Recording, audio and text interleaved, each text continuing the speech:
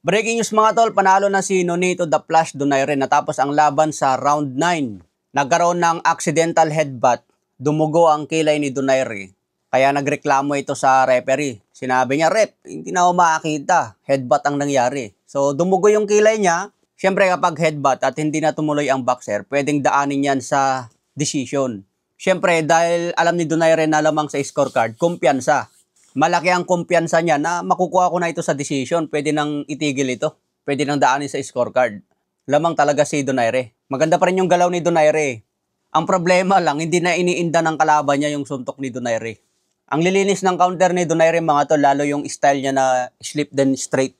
Kapag nag-jab si Campos, slip, straight kagad. Talagang maraming beses nasa pull doon si Campos. Yun ang pamatay na counter ni Donaire. Siya na ngayon ang bagong interim WBA Bantamweight Champion.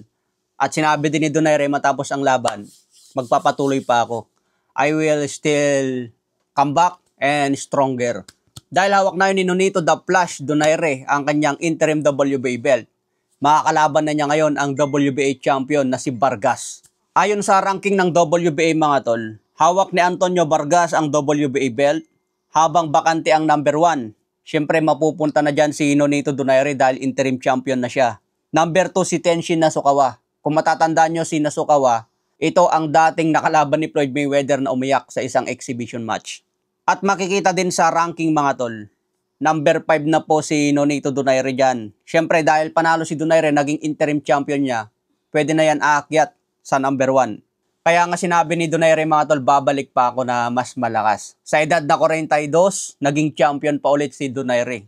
Kahit interim champion lang itong mga tol, masasabi pa rin na world champion. Pero mas maganda kung makuha ni Donaire yung WBA belt mismo. Para legit na world champion talaga sa edad na 42. Kung makikita natin ang ranking sa Bantamweight Division mga tol, nandyan pa rin si Vincent Astrolabio. Pero kung titignan natin yung ranking ng Ring Magazine, wala si Vincent Astrolabio sa top 10. Dahil ang nakapasok doon, si Kenneth Lover, number 10 na po siya ngayon sa The Ring Magazine, sa Bantamweight Division. Kaya pagkakataon na ito ni Kenneth Lover para mas umangat, dapat laging panalo. Kapag napanood nyo yung highlights mga tol, maganda pa rin galawan ni Donaire, pero yung lakas niya, parang hindi na iniinda ni Campos. Take note mga tol, galing lang sa super flyweight itong si Campos. Maraming bansang nagsasabi na malit lang daw yung sugat ni Donaire. Nag-inarte lang daw.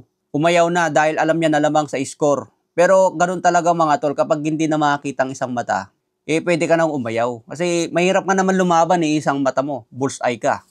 Si Donaire lang ang nakakalam nun kasi siya talaga ang tinamaan . Kaya tama lang yung decision ni Donaire dun mga tol. Kasi baka magpatuloy pa. Lagi kasi siyang na-headbutt. Baka magpatuloy, may injury pa yung mata niya, mabulag. Sayang naman, hindi magpatuloy ang karir. Kaya napakatalinong decision yung ginawa ni Donaire. Di na niya tinuloy, syempre health matter. Alam naman na yung panalo siya . Kaya good job pa rin yung ginawa niya. Walang masama dun mga tol.